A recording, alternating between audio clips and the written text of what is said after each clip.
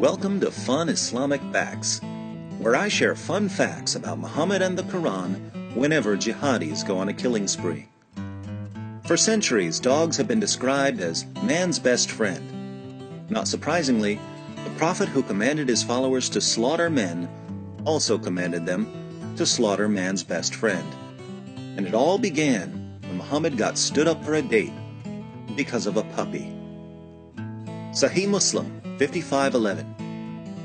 It was narrated that Aisha said, Jibreel, supposedly the angel Gabriel, promised to come to the Messenger of Allah at a certain hour, and that time came, but he did not arrive. He, the messenger, had a stick in his hand, which he threw down and said, Allah does not break his promise, and neither do his messengers. Then he turned and saw a puppy beneath a bed. He said, "O Aisha, when did this dog get in here?" She said, "By Allah, I do not know." He ordered that it be taken out, and Jibreel came.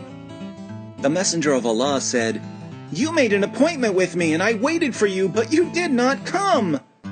He said, "I was prevented by the dog that was in your house. We do not enter a house in which there is a dog or an image."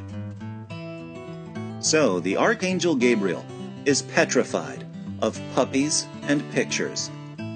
After learning about Gabriel's phobias, Muhammad could have simply been careful to check his house for puppies whenever Gabriel was coming over. But this is Muhammad we're talking about, and it just wouldn't be Muhammad without an epic bloodbath. So the canine carnage began. Sahih Muslim 40:16. It was narrated from Ibn Umar that the Messenger of Allah ordered that dogs be killed. Sahih Muslim 40:18. It was narrated that Abdullah bin Umar said, "The Messenger of Allah used to order that dogs be killed, and I went throughout Al-Madinah until we did not spare any dog, but we killed it, to such an extent that we would even kill the dog of a woman belonging to the desert people."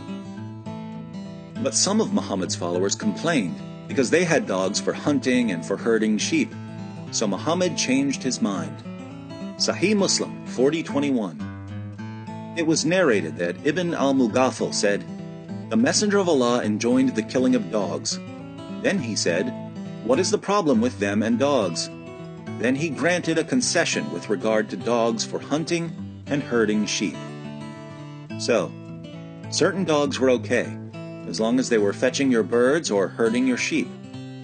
But some dogs were much worse. Some dogs are the devil. Sahih Muslim 1137. It was narrated from Abdullah bin As-Samit from Abu Dar, who said, "The Messenger of Allah said, 'When one of you stands to offer prayer, he will be screened if he has something in front of him that is like the back of a saddle. If he does not have something in front of him that is like the back of a saddle, then his prayer will be interrupted if a donkey, a woman, or a black dog passes in front of him.' I said, 'O Abu Dar, what is the difference between a black dog or a red or yellow dog?' He said, 'O son of my brother, I asked the Messenger of Allah the same question, and he said, the black dog is a devil.'" More timeless wisdom about Satan from the Prophet who said that Satan pees in your ears, hides in your nose, and farts when he hears the call to prayer. Surah 21 verse 107 of the Quran declares that Allah sent Muhammad as a mercy to all creatures. But apparently, this doesn't include dogs, and it certainly doesn't include black dogs, because the color of a dog's fur determines whether it's the devil. If you're wondering why Muhammad said that black dogs are the devil, keep in mind he also said that Satan looks like a black man.